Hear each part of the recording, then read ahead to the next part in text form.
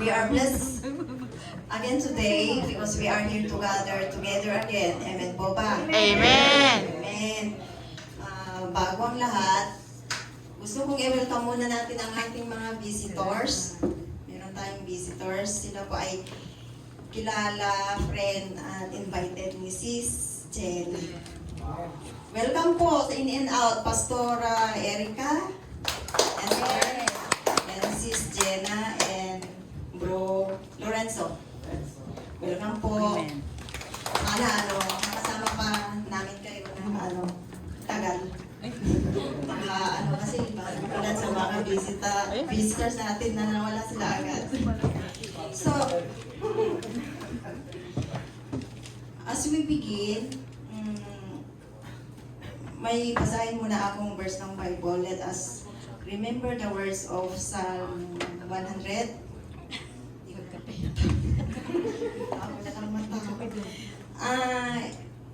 Psalm 100. Enter His gates with thanksgiving and His courts with praise. Amen. Amen.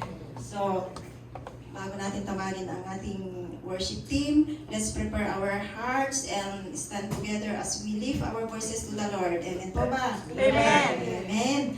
Alam ko po na lahat tayo maraming struggles. Sinong walang struggle? Sino walang problema dito ngayon? Maybe meron ng pera, meron masakit ang katawan, pagod sa work, or merong tinatamad punta sana dito kasi ang init-init ang panahon. Pero we lay down sa Panginoon kasi siya ang dahilan kung bakit nandito tayo. So, i-prepare natin ating mga sarili para makinig sa salita ng Diyos. Amen. Tinatawagan ko na po ang worship team. Praise God. Amen. Good afternoon, in and out. Good afternoon.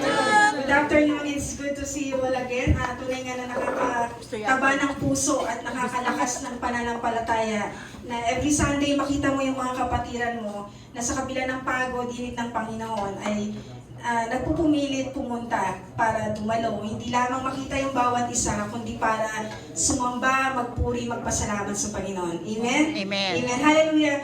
Ngayon po, inaanyayahan ko na tumayo ang lahat. Let us welcome Sis Erica, Sis Jenna, and Brother Enzo. Amen. Kamayan po natin sila. Tayo po ay ngumiti. Ibigay niyo yung magagandang ngiti niyo, ha? Bawal ang nakasimangot ngayon. And let us sing this song, God's Wonderful People.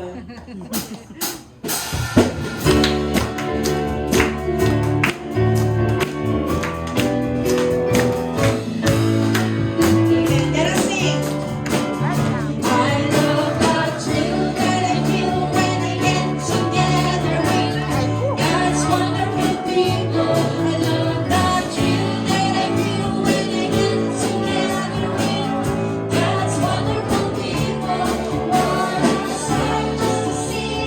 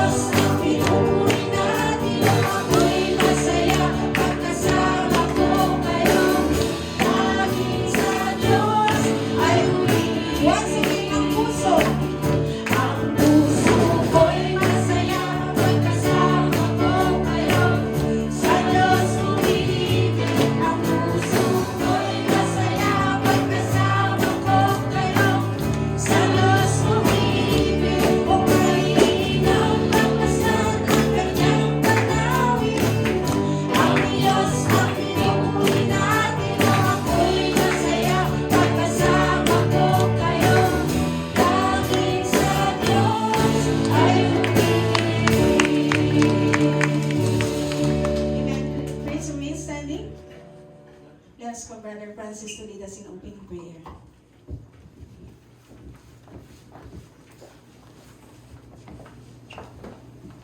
Let's bow our head and let's pray. Heavenly Father, thank you for bringing us again together. Today, we come to you with an open hands and an open heart. As we gather, help us to grow closer to you and to one another.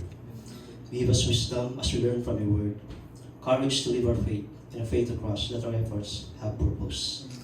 Prepare us for the future we have prayed for. Bless each person here and guide us in our daily lives. Use our group and ministry to encourage others and bring glory to your name.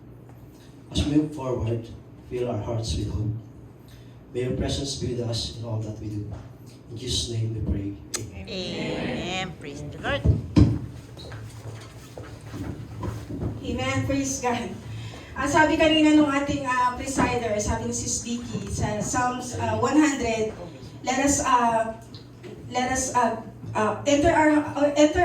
enter your gates into thanksgiving and His courts with praise.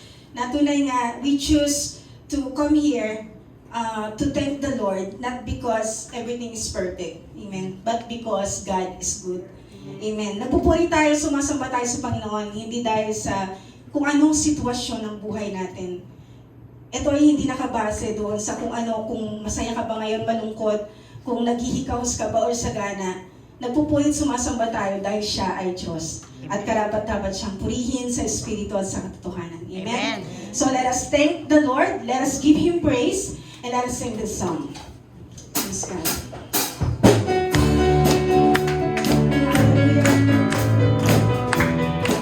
Praise the Lord. We are here, Lord, to worship You. So lift our hearts in Your name. We are here together to lift our hearts as one. We're in our Father's presence. His Spirit is with us. It is good to lift the name of the Lord our God. It is right to give Him thanks and praise. For His heart is overflowing with love for us, and His mercy we can never contain.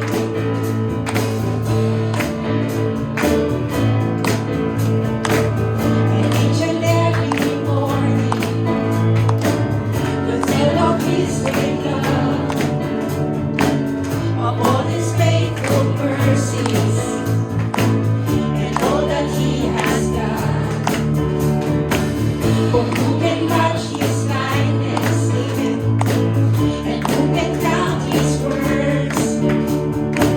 Oh, let us praise continue till evening grows close. It is good to lift the name of the Lord our God. It is right to give thanks and praise.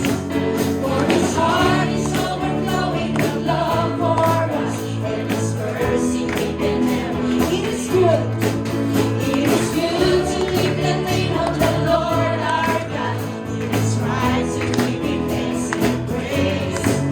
For His heart is overflowing with love for us, and His mercy we can never contain. Sing glory, glory, honor, wisdom, power, and strength to our Savior,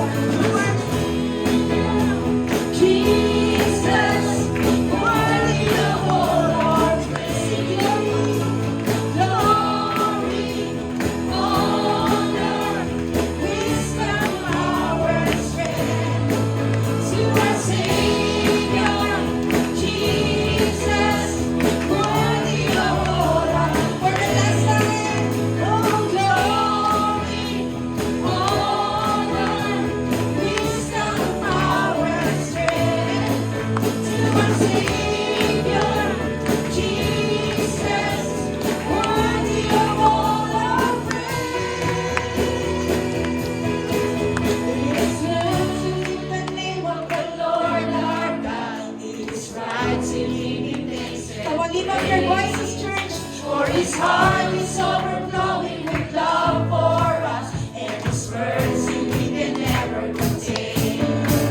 It is good to lift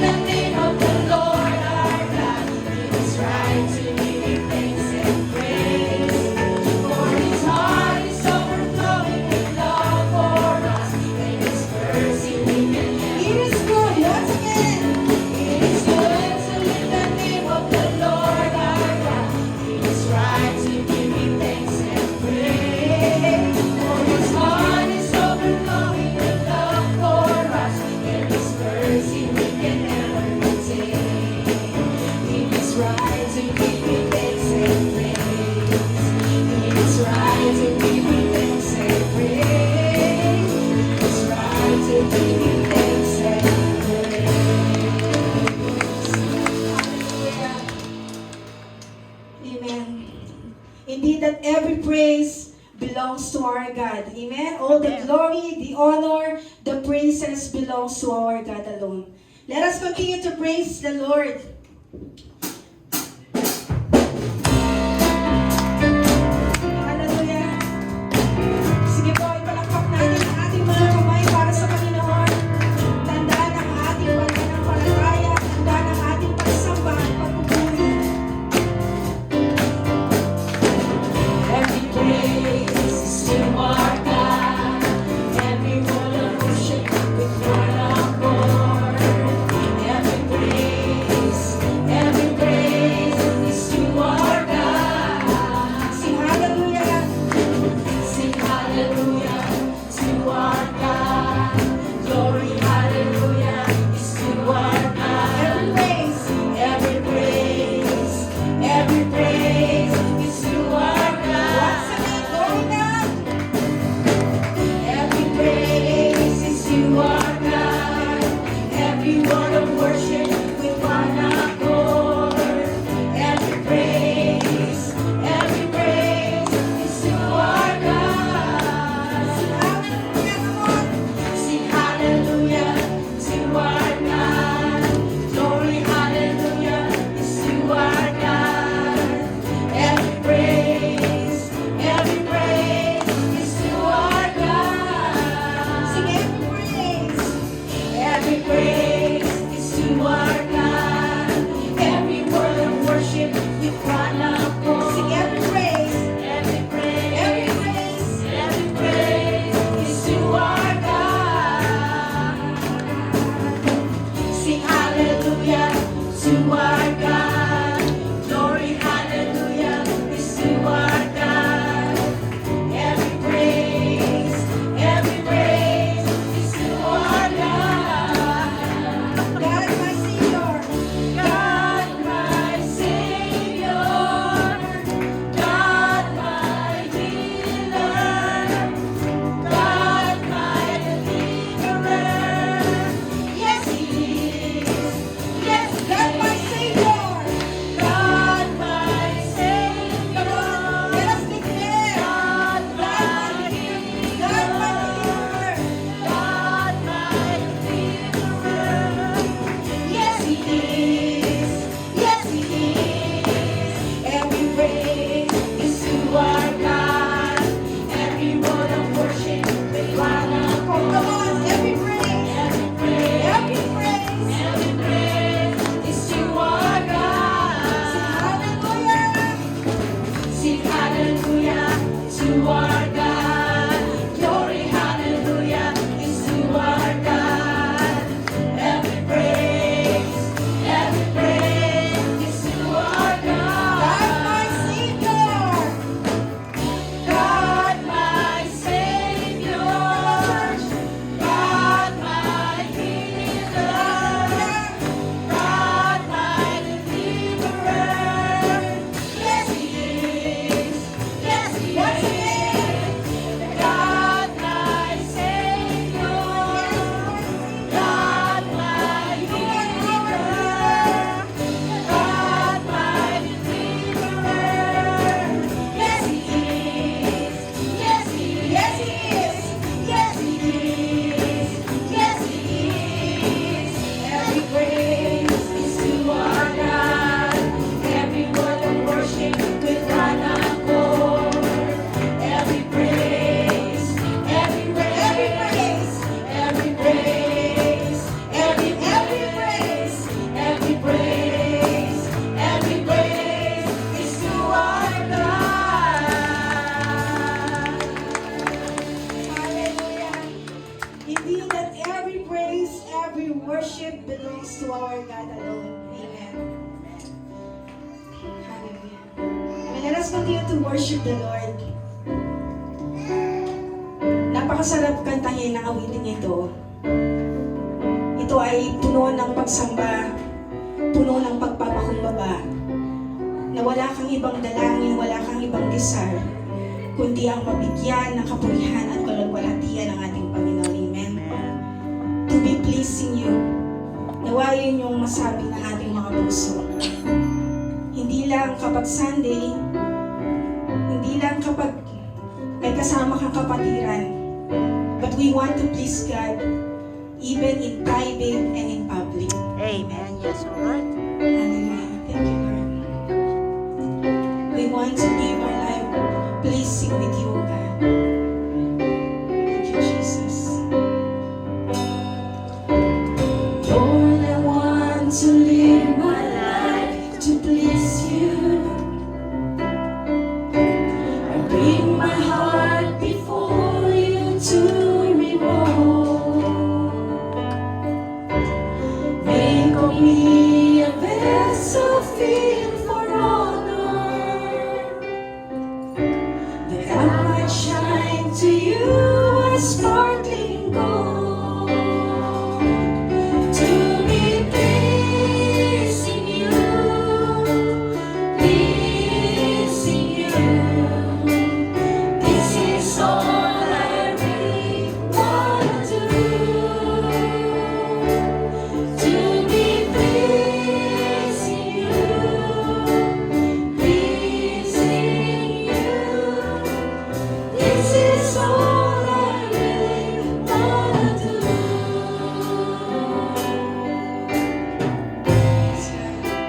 Wala kaming ibang desire at nais, Panginoon, kundi Ikaw ay aming papapurihan, papasalamatan at Ikaw ay aming Hallelujah. Lord, I leave my heart in full surrender, and all that I hold dear I give to you. Purify my heart. Purify my heart and make me holy, so I might walk the way that's pleasing you. To be pleasing you, pleasing you.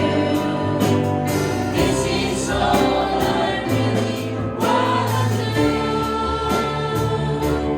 To be pleasing you, pleasing you.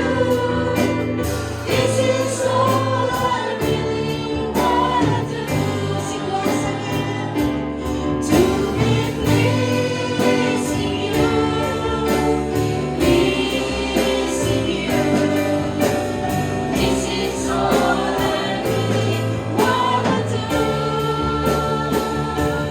To be pleasing you, pleasing you. This is all I really wanna do.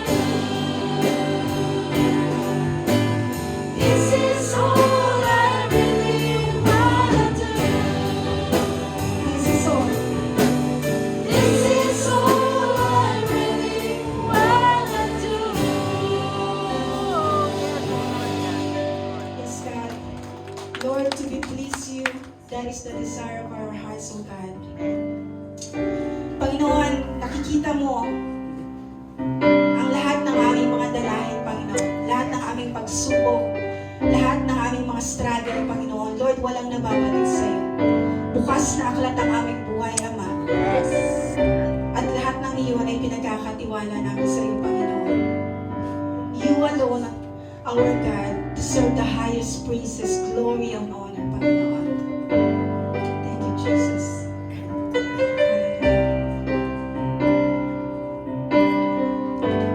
You are not a God created by human hands. You are not a God dependent on any mortal man. You are not a God in need of anything we can give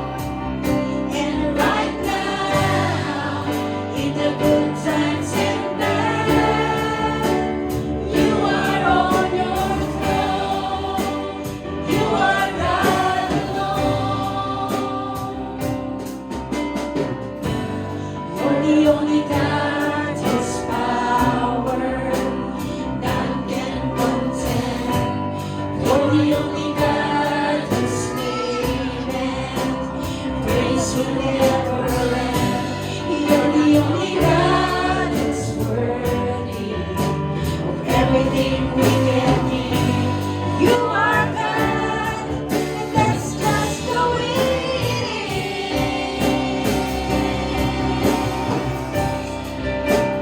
You are God alone from before time began.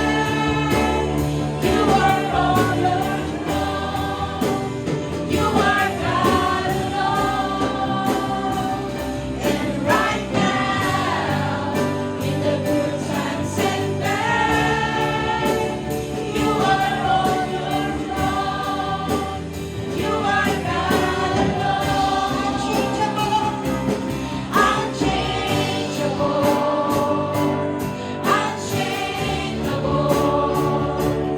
unstoppable. That's what you are. Unchangeable, unstoppable, unstoppable. That's what you are. You are God alone from before time began. You are on your throne. You are God alone. And right now, in the good times and bad, you are on your throne. You are God alone. You are God alone from before time began. You are on your throne. You are God alone. And right now, in the good times and bad, you are on your throne. You are God alone. Unchangeable, unshakable, unstoppable. That's what you are. Unchangeable, unchangeable, unshakable, unstoppable. That's what you are. Once again, unchangeable, unchangeable,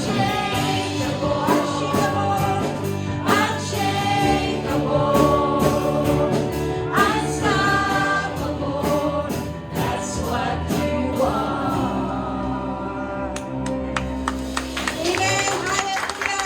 Come on, let us give praise to the unchangeable, unshakable, and the unstoppable God who is a loving God na patuloy na nagmamahal sa atin. Amen? Amen. Hallelujah. Praise the Lord. Amen.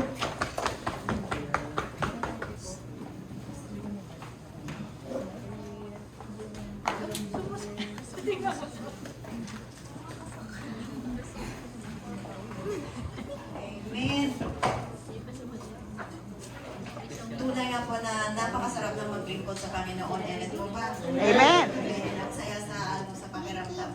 Ngayon, dumako na tayo sa testimony.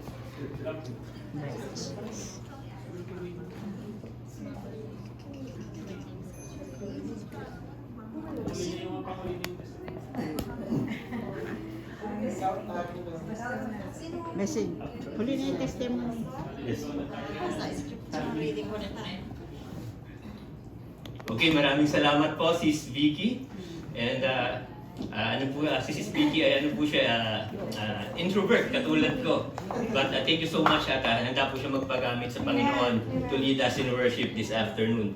But before that, again, I'd like to acknowledge yung mga bisita po namin and si Pastora Erica na muli po nating nakasama. Namit namin siya last Sunday nung nagkaroon po tayo ng barbecue fellowship. And at the same time, soon si Pastor Gabriel ay mamimit din po natin possibly next Sunday. And andyan po yung ating andyan din po yung ating prinsesa, si Eloise. So please pray for her. May sakit po siya but still andito po yung kanilang pamilya upang makita po sa amin. And hindi ko na po magtatagalin pa, let's proceed to our scripture reading and I'll be followed by Brother Ernie para basahin po sa ating language. Naiwan ko po yung salamin ko. Okay po. Let's read. Because of the violence done to your brother Jacob, shame shall cover you and you shall be cut off forever. On the day that you stood aloof, on the day that strangers carried off his wealth and foreigners entered his gates and cast lots for Jerusalem, you were like one of them. But do not gloat over the day of your brother in the day of his misfortune. Do not rejoice over the people of Judah in the day of their ruin. Do not boast in the day of distress. Do not enter the gate of my people in the day of their calamity. Do not gloat over his disaster in the day of his calamity. Do not loot his wealth in the day of his calamity. 14. Do not stand at the crossroads to cut off his fugitives. Do not hand over his survivors in the day of distress. Brother?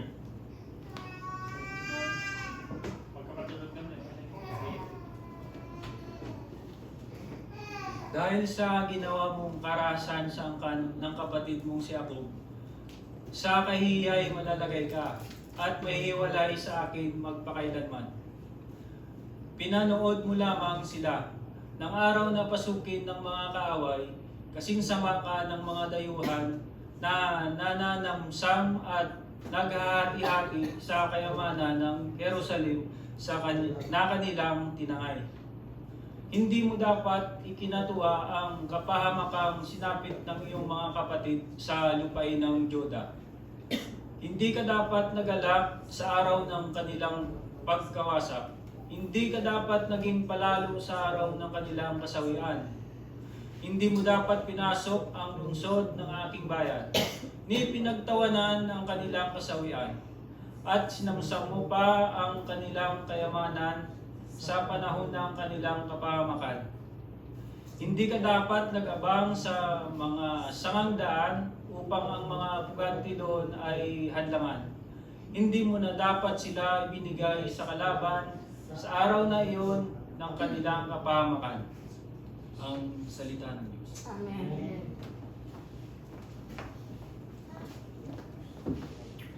Thank you, Brother Ernie. Ako na Brother Ben. Thank you. So, maraming salamat po. So, yung talata po or yung passage na binasa natin ay makikita po natin in Obadiah chapter 1. Nag-iisang chapter lang po siya. And verse 10 to 14. But before we study or we listen to the Word of God, let's open it up in prayer. Let's pray. Ama naming Diyos na makapangyarihan sa lahat, sa hapong ito kayo po ang aming tinataas, pinupuri. Salamat po Panginoon sa meron po kaming kalayaan na mag-aral at makinig po ng inyong salita. Dalangin ko po Panginoon na patuloy niyo po akong gamitin at tungtungan lamang upang kayo po ang aming maitaas at mapapurihan. Dalangin ko rin po Panginoon na bigyan niyo po ng pusong bukas ang mga bawat mananampalataya na nandito as we dive into your word. And in everything that we do Panginoon, kayo po ang aming mabigyan ng gloria. At ito po yung aking nadalangin sa pangalan ni Jesus. Amen. Okay, maraming salamat. So, ngayong hapon na po ito, sa mga bisita po namin, ako po pala ay assistant ng aming senior pastor. Siya po si Pastor Imoshin. And next week, balik po kayo, mamimit niyo po siya. Siya po ang mag-preach next week. But this afternoon, I was given a privilege na tumayo muli sa inyong harapan. And we're going to study the book of Obadiah. But before I start, I have a question. Naranasan na ba natin mga kapatid na feeling natin ay napagsamantalahan tayo or someone take advantage of us? And nakalusot siya dun sa pagsasamantalang ginawa sa atin. Marahil ito ay ating kaibigan, kapamilya, and sometimes, imbis na dumating yung time na tayo naman yung hingi ng tulong, imbis na tulungan nila tayo, ay nagpatay mali siya sila o hindi nila tayo binigyan ng pansin o panahon. And tonight, ito po ang ating pag-aaralan. Or I mean, this afternoon, ito po ang ating pag-aaralan sa libro ng Obadiah. This is one of the most overlooked book of the Bible. Why? Because if in the New Testament, ano po ang pinakamaikling libro, mga kapatid? In the New Testament? Jude. Tama po ba? So yung mga Bible school students, re-report ko po kayo sa teacher nyo. But in the Old Testament, mga kapatid, Obadiah is the shortest book. Actually, sabi nga, in 4 minutes, kaya natin itong basahin. It is composed of 21 verses only. So, let me be clear. In the Old Testament, Obadiah is the shortest book. And maraming tao nilalagpasan ito, why? Kasi nasa pagitan siya ng dalawang libro, which is patay yung mga Bible school students talaga. Ano po? Obadiah, ano po ang unang page book before Obadiah? Amos, and after Obadiah, ano po yung sunod?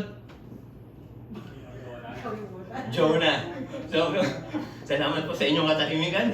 Anyway, mga kapatid, Obadiah is in the middle of Amos and Jonah. So, isang page lang po siya. And marami po talaga sa atin, minsan, hindi ito napapansin. Or, let's be honest, meron po sa atin, hindi pa po talaga ito nabasa. Why? Kasi it is composed of the minor prophets. So, pag sinabi namang minor prophets, hindi ibig sabihin na itong librong to ay hindi mahalaga. Nagkataon, it so happened na there are 12 minor prophets, and actually, yung story within these 12 minor prophets ay magkaka-connect or iisa halos yung pinatutunguhan ng kanilang story. But this afternoon, I'd like to focus on the book of Obadiah. So, sino nga po ba si Obadiah? First, he is described as the servant of the Lord. Wala pong gaanong details sa sinabing Biblia tungkol kay Obadiah. Ngunit sabi, siya ay lingkod ng Diyos. And ano po ba yung nakapaloob sa librong ito? Ano yung pinaka-heart ng aklat na ito? This afternoon, makikita natin what happens if pain becomes bitterness, if betrayal becomes pride, and ano yung mangyayari if people enjoy the downfall of others. And makikita rin natin dito how God responds sa mga ganitong klase ng tao o puso. But before that, I'd like to share the title of our message this afternoon. It is 4 signs of a corrupt heart. And makikita po natin, in the book of Obadiah, sinasabi po dito ang dalawang bansa. It is Israel and Edom. But before that, let's look at the background. Ano ba yung alitan or ano ba yung relasyon ng dalawang lugar na ito? First, let's go back in the book of Genesis and Genesis 25.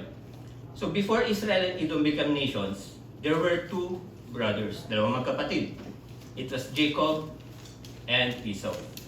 So, even in the womb, pinagbubuntis pa lang sila mga kapatid, nagko-competition o may struggle na itong dalawang magkapatid na to. And ang panganay, ang una pong lumabas, actually twins po sila. Esau came first and followed by Jacob holding Esau's heel. So, grabe yung competition mga kapatid. Sa loob ng tiyan, may struggle na sila. Paglabas pa lang, ayaw magpaiwan ng kambal, hinawakan sa pa yung kapatid niya. So, ganun din-describe ng Bible eh. And the Hebrew word for heel is akev. When we say akev, it comes from the Hebrew word, sorry, wala pa akong eyeglasses. It comes from the Hebrew word Yaakov, or means Jacob. Ang ibig sabihin po na is the one who grabs. Then nakalagay po dyan the supplanter or the deceiver. Ganun po siya describe. And the story became a generational wound mga kapatid. Yung competition nila ay hindi lang between the 2 magkapatid. But before that, let me give a brief background sa buhay ni Jacob and Esau. Ano po ba? Para po sa iba at nating mga nakikinig. Then, hindi po ito yung iniihaw, yung Esau. So, Esau and Jacob. So, Esau is the eldest. And during those times, meron pong birthright or meron pong, what do you call this? Saan siguro natin yung mana na tatanggapin yung panganay na anak. But Jacob, sabi nga natin kanina, is a deceiver. And one more thing, Jacob ay nandun yung favor ni Rebecca, yung kanyang mother, ay na kay Jacob. So what happened? Esau is a hunter kasi physically malakas siya, physically built to lead, built as a leader talaga, panganay na anak. And ang nangyari po mga kapatid, one time he went out, gutom na gutom siya bumalik. And Jacob saw this as an opportunity. He offered a stew. And anong hiningi niya kapalit kay kay Esau? Yung kanyang birthright. And anong nangyari?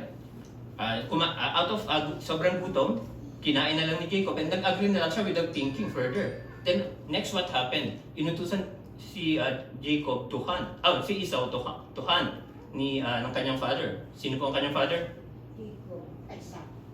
Isaac. So it's okay. So si Isaac po to hunt para ibibigay na sa kanyang birthright. But dahil nga yung favor ni Rebecca ay na kay Jacob, they planned something to deceive para utakan si Isaac during those times in our term. Kasi malabo na yung mata niya eh. And si Jacob, described as mabalahibo. So, balbon sa atin, mabalahibo siya. Si Esau, thank you, Adalani. So si Esau is described as mabalahibo during our times. And ang ginawa nila, nilagyan nila ng animal skin si Jacob. Kina-check ko lang po kung nakikinig po kayo. So nilagyan nila ng animal skin si Jacob and nakuha ni Jacob yung birthright. And nung nalaman nila yon, galit na galit si Esau nung pagbalik niya after niya mag-hunt. And ano nangyari? Nasira yung relasyon nila. But in a short period of time, nagkaroon pa rin sila ng reconciliation. But that reconciliation, yung kanilang pagbabalik loob sa isa't isa, is medyo fragile, maselan. And ano nangyari mga kapatid? They started their own tribe, they started their own clans. And yan po, ganyan po yung nangyari. Yan po si Jacob. So Jacob receives Isaac's blessing. So dinisip niya po. And then so ano po nangyari? Out of Jacob, we all know Jacob becomes Israel, and Esau's descendants, Esau's tribe became Edom.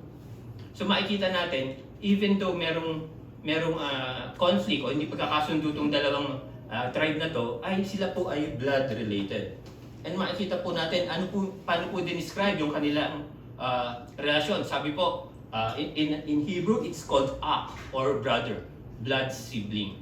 So hindi po sila stranger sa isa't isa, kundi sila po ay merong mas malalim na relasyon. Why? Iisang dugo po ang nananahan sa kanila or isang dugo po ang dumadaloy sa kanila. Then, let's move forward mga kapatid. Tulad nga po na aking nasabi, Jacob became the descendants of Jacob became Israel, and the descendants of Esau became Edom. At makikita po natin dito mga kapatid, there was pride in Edom. Why? There are few things na ating titingnan. So Edom lived in a mountainous territory filled with cliffs and rock cities. Their famous city was Petra. They believed nobody could conquer them. The security created pride. Why mga kapatid? During those times, alam natin, kapag nasa ibabaw ka ng bundok, or even ngayon in warfare, kapag nasa ibabaw ka, advantage sa'yo.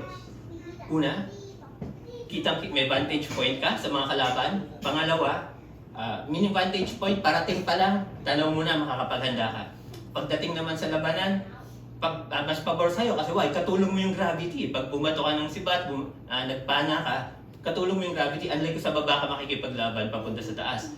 And at the same time, yung daan papunta sa kanilang city ay iisa lang. So meaning, hindi sila masasalakay sa ibang parte. Walang ibang kalaban na maaaring pumunta sa likod o sa gilid nila.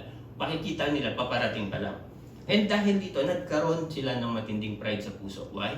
Because hindi lang maganda yung kanilang location, malakas din ang kanilang military, they have good alliances, and at the same time, maraming tao sa kanila, they are full of wisdom, or siguro natin mga pantas during those times. And because of that, ano pong sabi sa verse 3, nagkaroon po ng pride yung mga tao ng Edom. Why? Because they feel secured sa kung ano yung meron sila, kung ano yung status na kinalalagyan nila. And makikita po natin dito, the word Sadon. So the word Sadon means not just arrogance, hindi lang po pride. It is a presumption stepping into a space not earned. Ganito po yung nangyari sa puso ng ng Edomites. Why? Instead na i-acknowledge nila na dahil sa Panginoon ay maganda ang kanilang buhay, meron silang maayos na ekonomiya, feeling nila dahil sa amin, narating ko to. Narating namin to dahil sa aming kakayahan, dahil sa aming karunungan, dahil sa aming military, dahil sa mga kaalyado namin, kaya narating namin ito. So sabi po dyan, the word hisya, it means it rewired their thinking. Pride did not accompany their thoughts, it replaced them. So hindi lang sila, yung pag-iisip nila, hindi lang naging palalo dahil sa kanilang kakayahan, kung hindi napalitan talaga yung being reasonable, being logical sa status nila, napalitan to ng pagmamataas.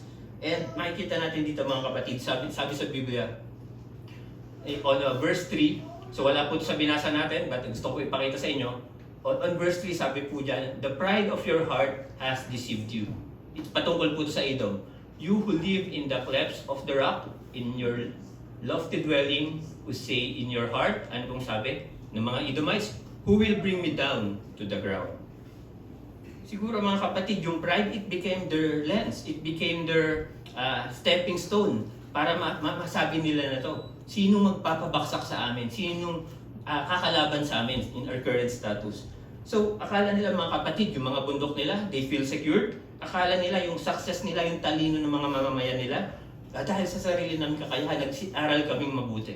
And yung mga Bible school students, lagi sinasabi ng mga teachers sa amin, mag-aral kayong mabuti pero lagi niyong tatandaan, yung kaalaman na meron kayo ay hindi lang dahil sa inyong kakayahan, kundi galing ito sa Panginoon. Pero sila, ano nakita nila? Nagsipag kami mag-aral. Na-train namin yung mga tao namin. That's why there's a lot of intelligence, there's a lot of people na advance ang pananaw compared sa ibang nations or sa ibang clans. So, marami sa atin ngayon mga kapatid, hindi tayo nakatira sa bundok. Meron po ba nakatira sa bundok? Nag-isip pa si Brother Romel, hindi sigurado. Malapit sa bundok. Malapit sa bundok, yung company po nila, malapit sa bundok. Wala na po nakatira sa bundok, but sometimes we still build mountains sa ating buhay. And sometimes, let's be honest, dumadating sa buhay natin, sinasabi natin, pag nandun na tayo, na-reach na natin yung tagumpay tulad ng Edom, may magpapabaksak pa ba sa akin? Mararanasan ko pa ba yung paghihirap? Sa akin na yung lahat. And ganito po yung naging puso ng Edomites, mga kapatid. But on verse 4, anong sabi po ng Panginoon? So ganito po. Before I proceed to verse 4, Edom's confidence is built on cliffs, their wisdom, and their alliances. So meaning, maganda yung connection nila, mahuhusay yung mga tao nila, maganda yung position nila geographically. That's why they are full of confidence. They are very proud kung ano meron po sila. But kung makikita niyo sa illustration, they're still a crack. Why? Because their foundation is still relying on themselves. Their foundation is still relying sa kakayahan nila bilang tao. And ano pong sabi ng Panginoon in verse 4? Sabi po dito, though you soar aloft like the eagle, through your nest is set among the stars, from there, ano pinaka-highlight? I will bring you down, declares the Lord.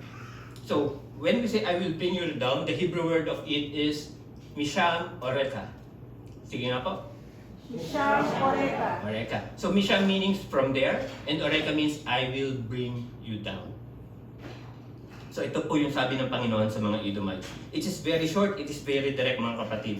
Pinapakita dito yung decades, yung centuries na binuo ng Edom kung ano yung meron sila. Yung mga foundations na proud sila na meron yung kanilang city. Ay sa Panginoon, saglit lang. Kaya niyang alisin, kaya niyang babaksakin. And makikita po natin dito that pride is dangerous because it changes perception. Ganito po yung nangyari sa mga Edomites, mga kapatid. Because of their proud and corrupted heart, they stop listening. They stop repenting. What else? They stop depending on God. Ang kanilang palalong puso convinces them that they are secure without recognizing, without having a relationship sa Panginoon. And mga kapatid, even in our lives, that is always a deception. Alam natin ang buhay ng tao, may kasabihan tayo, parang weather lang yan, parang gulong lang yan. Na umikot, minsan nasa taas ka, minsan nasa baba ka. Pero sa ating mga Kristiyano, mga kapatid, I believe there are struggles, there are times na parang feeling natin nasa baba, nasa taas tayo, or nasa itaas tayo. But the truth, what's the truth? Hindi natin makararanasan yung pagbaksak na yan. Hindi natin, marahil mararanasan natin ang pagbaksak. Marahil mararanasan natin maging proud. Pero kung tayo nasa Panginoon, mga kapatid, bawat biyaya, bawat wisdom, bawat pillar of wisdom, bawat pillar ng success, bawat pillar ng connections or alliances, pagpapasalamat natin sa Panginoon. Because we all know that lahat ng anong meron tayo ay galing sa Panginoon. Amen po ba? Amen. So, introduction pa lang po ito, mga kapatid. So ano sabi ng Panginoon? From there, I will bring you down. So, ano pong nangyari?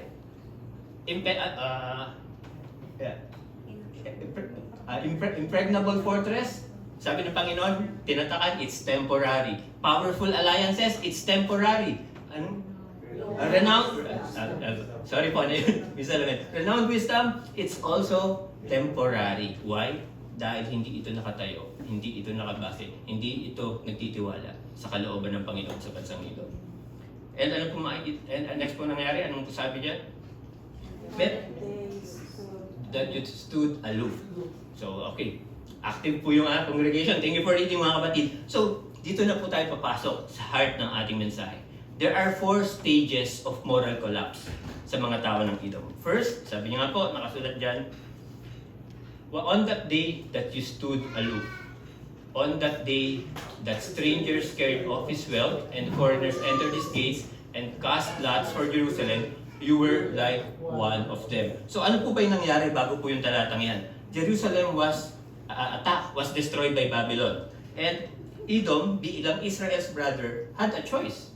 Halimbawa sa magkapatid, wala pong magkapatid dito eh. Halimbawa sa magkapatid, yung bunsong kapatid nyo po ay inaaway, ano pong gagawin nyo bilang kuya, bilang ate? Pagtatanggol. So ganun po dapat ang nangyayari. But let's remember, Edom and Israel, ang ancestors nila ay magkapatid, si Esau and Jacob. Pero ano pong ginawa? Edom stand aloof. They had a choice. Pwede nilang tulungan. Instead of helping them, they participated in the suffering ng kanilang kapatid. And the passage reveals these 4 moral collapse, or 4 moral collapses why Edom has a corrupt heart. First, standing aloof. So makikita po natin diyan, mga kapatid. So sabi po diyan, standing aloof, stood from the opposite side, the posture of a spectator. By choosing not to choose, they choose.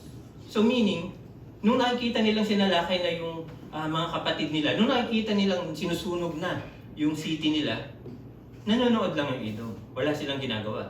Pero tayo bilang mga tao, dapat, ang reaction nga natin, sabi ko kanina, pag inaway yung kapatid nyo, kahit nasa kabilang kanto ka, tatakbo ka para tulungan ang kapatid mo. Sila natatanaw nila, ay suffering na, wala pa rin silang ginagawa. That's the first stage of their moral collapse. Standing aloof. So makikita po natin dito that Edom became spectators. They are neutral observers. Neutral lang, parang nakikichismis lang ang nangyari. Uy, ano yung nangyari? Ganun. Hindi nila inisip na yung city o yung mga taong sinasalakay ay kapatid nila. So ano pong sabi ng Panginoon dyan? So binasa natin, you were like one of them. Para ka na rin mga Babylonians na sumalakay. Why? Instead of helping, he did not do anything. And makikita natin dito, mga kapatid, sometimes, in moments of injustice, in moments na nangangailangan ng tulong yung kapatiran natin, if we remain silent, it is also a sign that we're participating or nakikiisa tayo dun sa pagdurusang pinagdadaanan nila. And stage 2, makikita po natin yan, gloating. So ano pong sabi sa verse 12? But do not gloat over the day of your brother in the day of his misfortune. So ano po yung sunod na nangyari? Nung nangyari po, nakita nila, naghihirap na, ang sunod po nilang naramdaman, hindi man po nila verbal sinasabi, nagkaroon ng purot ng kasiyahan sa kanilang puso na dumadanas ng paghihirap yung Israel, mga kapatid. And ang nangyari po dyan, Edom did not just watch, they enjoyed it. And they enjoyed it with satisfaction. They found pleasure na bumabaksak yung kapatid nila. And sabi po dyan, on stage 2, gloating. So, to look upon with satisfaction, not just to see, but to savor. So, ano nga po ulit yung first part? The torture of Standstill. Stand aloof. Ano po yung stand stool, mga kapatid? So stand aloof, meaning ito observe lang. Next is gloating. Nagkaroon sila ng kasiyahan na naghihirap yung kapatid nila. Yung kapatid nila, yung kabilang city ay under siege.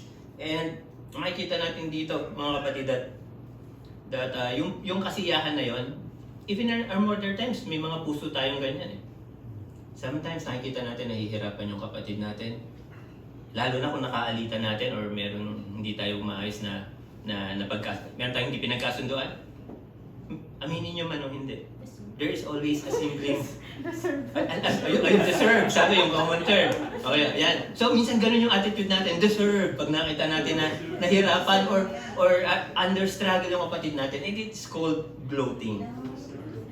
So So, if magiging honest tayo lahat, yun, sino pa? Buti nga, ang dami niyong alam, mukhang pinapractice niyo to Ang dami niyong alam na term na gagamitin and if we are honest, we experience it secretly, di ba? Kung meron nakasakit sa atin, someone betrayed us, or may kinaiingitan tayo, alam natin, once na bumaksak yun, laging meron parang, bilang tao, minsan parang lagi may ngiti, may saya. Tahimik kayo ngayon. Ano? Deserve. Sabi nga, deserve. Oh. So, aminin natin kasi totoo. Lahat tayo, walang exempted. Kahit mananampalataya tayo, once in our life may mga ganitong pagkakataon. And later on, I'll explain it further. So makikita natin dito that God notices even our hidden attitudes, mga kapatid. Hindi lang yung mga visible action na ginagawa natin. Why? Kasi kita ng Panginoon yung puso natin. Yung wala silang ginawa, they stand alone. Pangalawa, nagkaroon sila ng kasiyahan nung nakita nilang masisira na at baksak na yung kabilang city. They started to gloat. And pangatlo, ano pong ginawa nila? They started looting. Sabi po sa verse 13, do not enter the gate of my people in the day of their calamity. Do not loot over his disaster in the day of his calamity. Do not loot his wealth in the day of his calamity. So ano pong pangatlong ginawa ng Edomites? So nung nakita nila na marami nang namatay, marami nang nasirang structure, nung una, nanonood lang sila. Nung una, nagkaroon sila ng kasiyahan na bumaksak. Ngayon naman, nakiisa na sila. Pumunta sila doon upang magnakaw. And napakasakit ito mga kapatid, even in our modern times. Yung baksa ka na, baon ka na sa hirap, pero pagsasamantalahan ka pa ng kapwa mo. And hindi lang basta kapwa mo mga kapatid, tandaan natin, they are blood brothers. So they took advantage of broken people. They turned yung kahirapan, yung tragedy ng Israelites during those times into an opportunity. Not in a good opportunity, but what? Para pagnakawan pa sila, para kunin pa yung ibang ari-arian nila. Kasi maybe during those times marami nang namatay. Yung iba tumakas na. Kaya naiwan yung mga gamit nila. And ganito yung nangyayari sa atin minsan mga kapatid pag nasunugan. So yung mga nasunugan nagagawin eh. Yung mga nagtaas nasunugan sila mga kapatid eh, kaya naunawaan nila. So yung panahon na nagkakagulo na in tragedy may tragedy nangyayari sa buhay nyo, tinatakbo yung mga appliances. Iniiwan sa isang tabi. Pagbalik nyo, wala na yung rep. Nanakaw na. So parang ganito yung sa modern application natin eh. Yung dumadanas na paghihirap yung kapwa natin, ninanakawan pa. Thank you for being honest. Yung dalawang magkatabi, nagtaas pa ng kamay. So, naka-experience na po silang masunugan. That's why they know the feeling na instead yung mga tao na akala mo na nasa paligid ay tutulong, ipoproteksyonan yung mga taong nasunugan, sila pa mismo yung gumawa ng kasamaan. And ganito po yung ginawa ng Edomites sa kanilang kapatid. And makikita po dito that they scavenge what Babylon left behind. Siguro after sugurin ng Babylon yung bansa, yung city ng kanilang kapatid, nung nakita nilang konti na lang yung armies, punta natin, baka may mga natira pa. Ganun po yung ginawa nila. And ninakaw at kinuha po nila iba pa pong ari-arian ng mga taong nasa lanta or naapektuhan ng pag-atake. And pinapakita po natin dito kung paano po yung corrupt heart o yung kasalanan sa puso natin lumalaki. Una, nagsimula bilang walang pakialam. Pangalawa, nagkaroon ng kasiyahan sa kanyang puso na nahihirapan yung kapatid. Pangatlo, kumilos na sila. Sinamantala ang trahedya na dinadanas nila. So, makikita po natin dito that what begins internally eventually becomes external. And ganun po sa ating buhay din mga kapatid. Kung ano man po yung iniisip natin, ano man po yung laman ng ating puso, eventually, nasa loob lang yan. Eventually, at first, nasa puso lang yan. At first, nasa isip lang yan. But eventually, mapupunta na yan sa pagkilos. Or it will show externally. So they take advantage of someone's weaknesses. Profit from another person's crisis. Ganyan po yung mga nangyayari. And alam po natin yan. Ayoko na magbigay ng example. In our country, dinadanas po natin yan. Marami tayong mga kapwa Pilipino na hirap, nagsisikap sa buhay, but may mga ilang tao po na sinasamantala rin. And hindi po ako involved sa government, but I'm just giving an illustration na nangyayari pa rin to even in our modern times. And a hardened heart always moves forward to selfish gain. Ang matigas na puso, ay ang kanyang laging solusyon, ang kanyang laging patutunguhan, ay pang sarili lang kapakinabangan. Fourth stage, ano po nangyari? Do not stand at the crossroads to cut off his fugitives. Do not hand over his survivors in the day of distress. So, yun nga po, sinugod. Sinugod po yung city of yung ng Israel or ng Judah. At ang nangyari po mga kapatid is, may mga nakatakas. And ano pang unang, mga nasunugan, ano po yung unang reaction nyo nung nasunugan kayo? Saan nyo gustong pumunta after?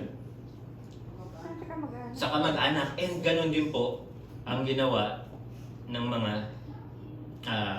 descendants ni Jacob. Una nilang naisip, ang mga Edomites.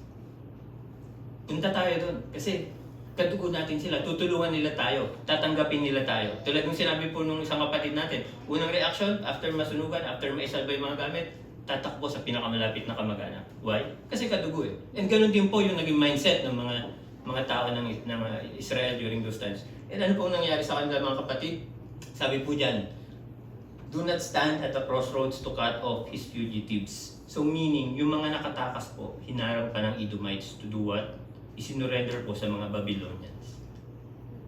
And ano pong ginawa? Kapatid mo. Kung baga kapatid mo, pinagkanulo mo or frame up mo. Parang, o sige, tutulungan namin kayo, sinalubong nyo. Pero, instead na dalhin nyo sa inyong bahay, dinala nyo sila sa kalaban o sa umatake sa kanilang bansa. And ganun po yung nangyari sa kanila.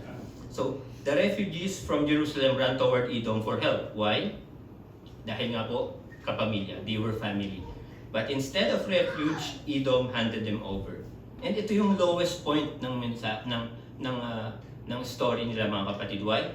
Judah's survivors, they fled for safety. Naghahanap sila ng comfort, naghahanap sila ng security sa piling ng kanilang mga blood brothers. But instead of helping them, Edom captured them and handed them over. The spectator became the executioner. So parang ganyan po yung nangyari. Sinalubong po sila, then nung nakuha na po, isinuko po sa mga kalaban. So trapping survivors standing at the crossroads. And ito po yung napakasakit mga kapatid. Possible, yes, natakasan namin yung kamatayan, natakasan namin yung apoy sa aming city, but nung nakatakas ka na at pupunta ka na sa mga blood brothers mo, anong ginawa? Isinuko ka sa mga kalaban. And there are 4 things na makikita natin dito. Una, tingnan natin yung progression.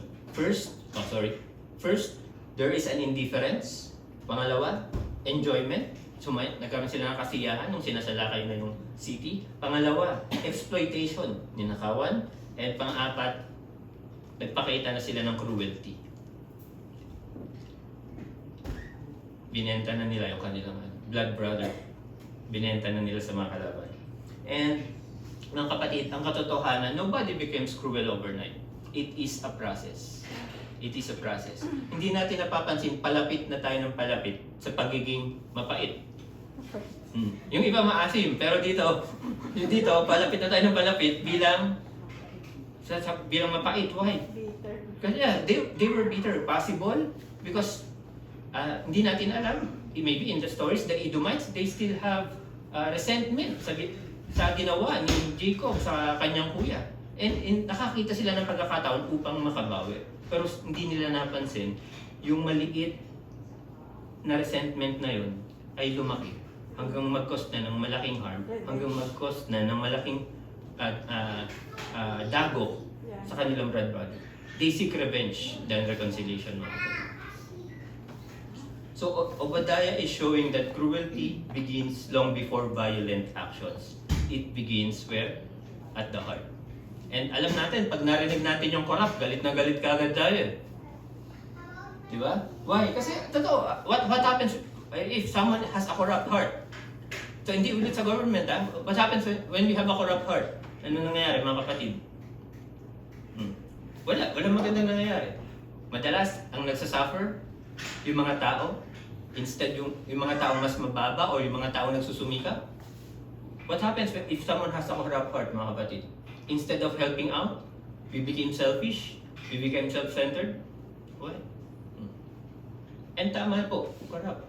Meaning corrupted, sarado, sarado, hindi open, walang pagpapatawad, walang pagmamahal. That's are the signs of a corrupt heart, mga kapatid. Ang ganun po ang puso ng Edomites. But on verse 15, ano pong sabi dyan? On verse 15, ano sabi po dyan? The day of the Lord. So babasahin ko na lang po. On verse 15, for the day of the Lord is near upon all nations. Sabi po dun sa verse 15. So yung focus ngayon suddenly widens. Before, sa Edom lang nakafocus. Ngayon, napunta na po siya sa buong mundo, on all nations. Now, this is no longer the story about Edom, mga kapatid, but it became universal. So, makikita po natin dito that the Edomites, they have two choices. And ang ibig sabihin po ng word na shuv is to return or to turn back. The Edomites has two choices. Pwede po silang bumalik sa Panginoon. Pwede po silang bumalik sa Panginoon and show repentance, turning back to God. And another meaning ng shuv is a just judgment. As judgment is violence, returning on your own head. So alam po natin yung yung boomerang. Boomerang, alam niyo po, yung sa Australia, common to. Hindi ba? O sige po. Yung boomerang, ang purpose niya, ginagamit siyang weapon, minsan toy. Pag binato mo siya, iikot siya pabalik sa'yo. Yeah. So, parang ano po siya, letter V, ganyan po yung shape niya. And ganun, parang ganyan po yung dinidescribe ng shoe. So, you will always have a chance to return or to return to God, or something will happen if we have a corrupt heart, yung mga lahat ng ginawa natin will turn back to us. And ano pong nangyari? Ano pong naging result ng nangyari sa mga Edomites? Slowly, kumilos ang Panginoon, unti-unti, nawala po. Kumbaga sa unit ng cellphone na obsolete yung kanilang lahi. Unti-unti nasakop yung kanilang lupain hanggang mawala po. And mga kapatid, yun yung mahirap if you have a corrupt heart. Unti-unti, malulubog tayo sa kasamaan, but there is always two ways. We could return to God, or we could be hard-headed, and parang boomerang, pagbalik, di mo nasa loob, tumama sa'yo, masakit. And ganoon ang Panginoon, may judgment. Karma daw. Hindi, yun nga, actually, yan ay susunod ko. This is not karma, mga kapatid. Thank you. Nabasa ata ni Sis Cha yung tablet ko kanina. So actually, this is not karma. Bilang mga tao, sabi na, karma yan. Again, deserve. Pero hindi po ito karma. This is a divine intervention. This is a divine movement ng Panginoon. Hindi po tayo naniniwala sa karma. We all believe bilang mga mananampalataya na bawat nangyayari sa ating buhay ay God is with me. yes, because God is sovereign, God is in control. So, thank you Sis Cha for pero tama po yan, I just want to clarify, hindi po yan karma. And ano pong sumunod na nangyari? On verses 17 to 21, mga kapatid, after Edom was judged, after ng paghuhukom ng Panginoon sa bansang Edom, the shift focused into two mountains, the mountain of Esau and the Mount Zion. So sinasabi po dito, hindi nagtapos yung Obadiah sa paghuhukom na madilim, nawala yung bansang Edom, but at the end, or the verse 21, sabi po dyan, or verses 17 to 21, sabi po dyan, may pag-asa, may pagliligtas, may pagpapanumbalik. And it was illustrated in two different mountains. Again, Mount Esau and Mount Zion. Mount Esau, andyan po yung mga Edomites. Ano po ang kanilang description? Full of pride, kayabangan, pagtitiwala sa sarili, pagkasira.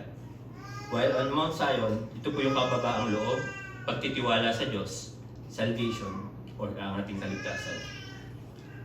Sinasabi ng Diyos na may nalalabing bayan na kanyang ililigtas at ibabalik. So ito po yung dinidescribe ng dalawang bundok na to. And mga kapatid, when we say when the book of Obadiah described the Mount Zion as bilang tagapagligtas, we all know who is our true Savior. Sino pang unay natin tagapagligtas? And kung hindi nyo mapapansin, yung nangyari sa bansang Edom, dinanas din po ng Panginoong Hesukristo. Let me show you, mga kapatid. First, what happened? Standing. Oh wait, okay. First, what happened? Standing aloof. Nung panahon na dinakip ang ating Panginoong Hesukristo, ano pong ginawa ng kanyang mga disipulo? Nagsialisan. Natakot. Nung panahong ipinapako na siya, nasa gilid lang sila, walang umawat, walang tumulong. They stand aloof. Then pangalawang dinanas ng ating Panginoong Hesukristo, He experienced gloating. Why? We all know na kinutya siya. Di ba ikaw yung hari? Di ba sabi mo ikaw yung tagapagligtas, ikaw yung Messiah? Kinutya siya ng mga sundalo. Pero anong ginawa? Deep inside, papuri ang sinasabi, pero sa puso nila, masaya sila na pinagtatawanan yung Panginoong Hesukristo. Why? Kasi wala siyang ginagawa to rescue himself. And pangatlo, looting. Nung time na nakapako na siya, alam po natin, kinuha po ang kanyang damit. And ano pong ginawa? Yes. Pinaghatian, nagsugal po sila mga kapatid. No? So pinaghatian nila at pinaglabanan, looting. And fourth, God also our Lord Jesus Christ experienced also betrayal. So yan po yung nangyari, mga kapatid. He experienced being in the stage of being aloof. He encountered looting, and he encountered cruelty or betrayal. But mga kapatid, ngunit sa gitna nito mga kapatid, hindi ginantihan ng ating Panginoong Hesukristo ng kasamaan yung mga taong gumawa sa kanya nito. Sa halip, pinasan niya ang paghukom upang mabuksan ng daan ng pagsisisi at kaligtasan sa ating lahat. And ang tanong na iiwan ko ngayon sa hapon na ito, anong puso ang meron tayo? Saan bundok tayo nakatayo? Are we standing in Mount Iso with a corrupted heart? Or are we standing in Mount Zion? Pag-isipan niyo mga kapatid. We all know what happened to the Edomites because of their corrupted heart.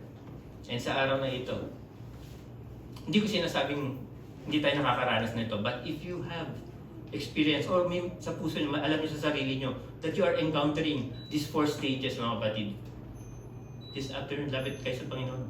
Isuko niyo sa Panginoon. Amen. Amen. And makikita natin mga kapatid, napakaikli ng libro. Ngunit napakaganda ng kanyang mensahe. Amen. Lagi natin tatandaan mga kapatid na every one of us is prone to have a heart of an Edomite. But let's stand on Mount Zion. Panatilihin natin nakatayo sa Panginoon. Panatilihin natin nagtitiwala tayo sa Panginoon sa araw-araw na ating buhay. Amen. So pinakita ng Book of Obadiah na ang sugat ay naging kapaitan, ang kapaitan ay naging kayabangan, ang kayabangan ay naging kalupitan, at ang kalupitan ay umantong sa paghukom. Pero pinapakita na natin dito mga kapatid that there is always hope. And ano pong sabi sa last verse, verse 21, at ang kaharian ay magiging sa Panginoon. Amen. Because God is sovereign, God is in control, and God is always there. Like Shuv, we could return, we could repent if we have to avoid these 4 signs of a corrupted heart. Manalangin po tayo.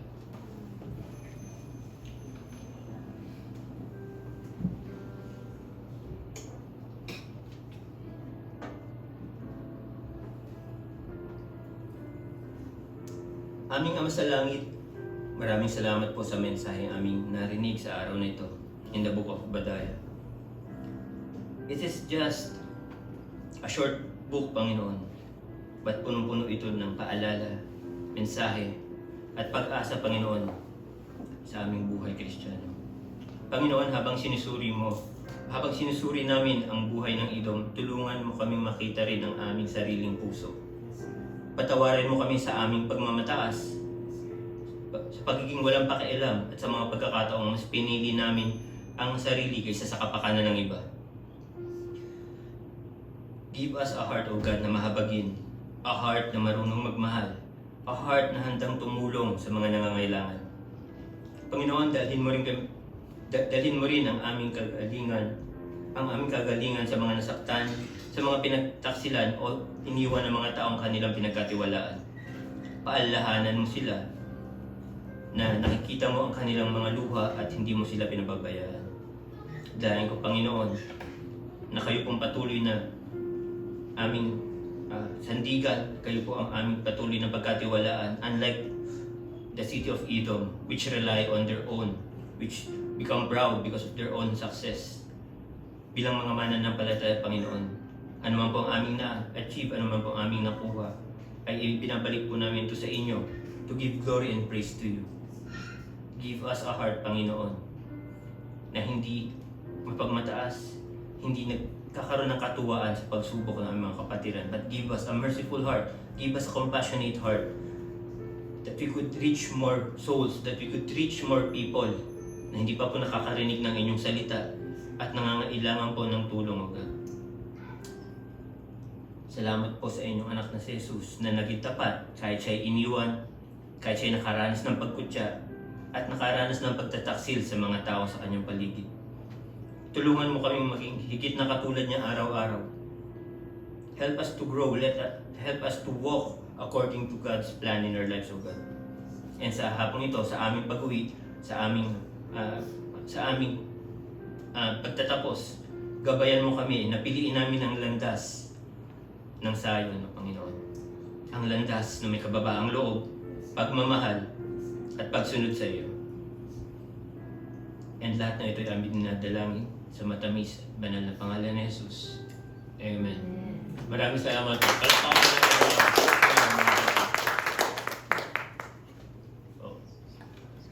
So, before I call Sis Vicky, ano nga po ulit yung first stage? Second? Third? Looting. And fourth? Cruelty. Ano nga yun? So, cruelty is okay. Okay? Cutting of survivors. And ano pong gagawin natin? Where are we going to stand? In which mountain? As Christians.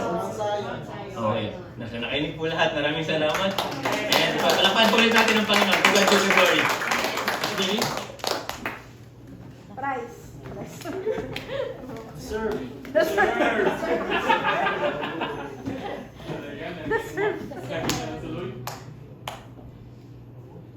Amen. Sabi ng Panginoon, there is always hope.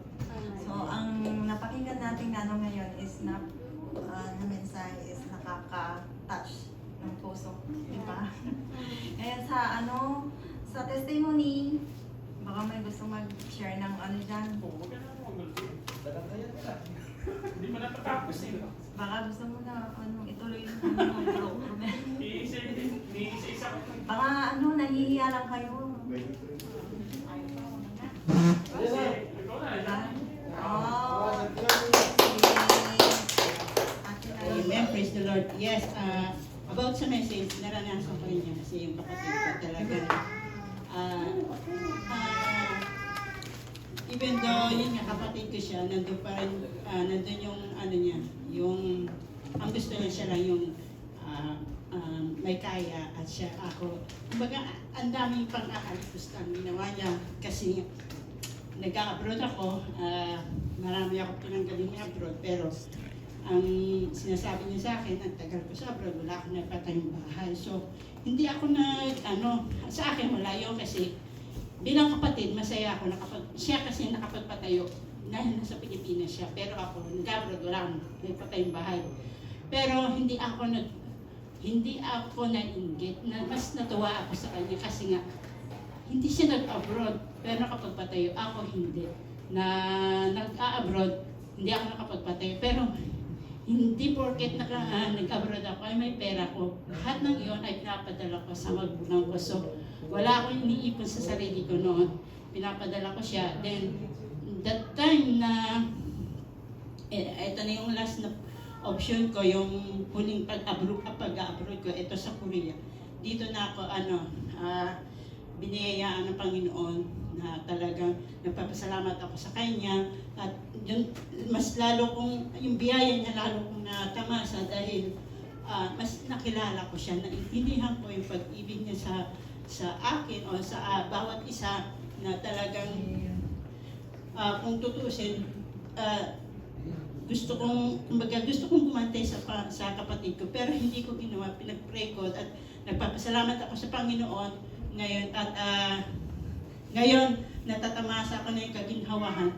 Siya naman ang naiinggit niya. So hindi, pero ganun pa rin, kapatid ko pa rin siya. Hindi ko siya pwedeng iwaksi o hindi ko pwedeng, may kakayahan man ako ngayon, pero hindi ko pa rin nire-represent kasi kadugo ko siya eh. Hindi, kumbaga, dapat ganun ang maging natin, attitude natin na we are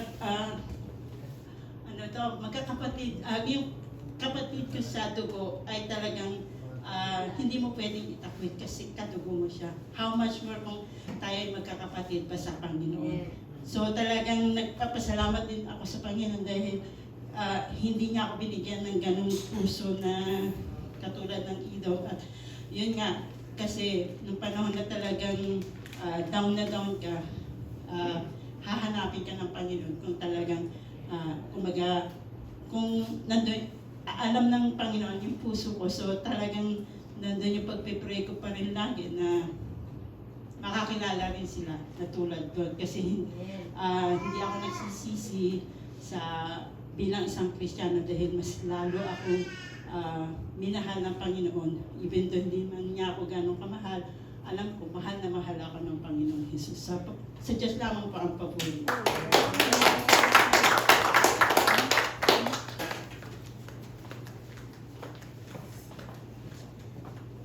Thank you, Sis Lani, sa pag-share mo sa kung paano kumilos ang Panginoon sa buhay mo.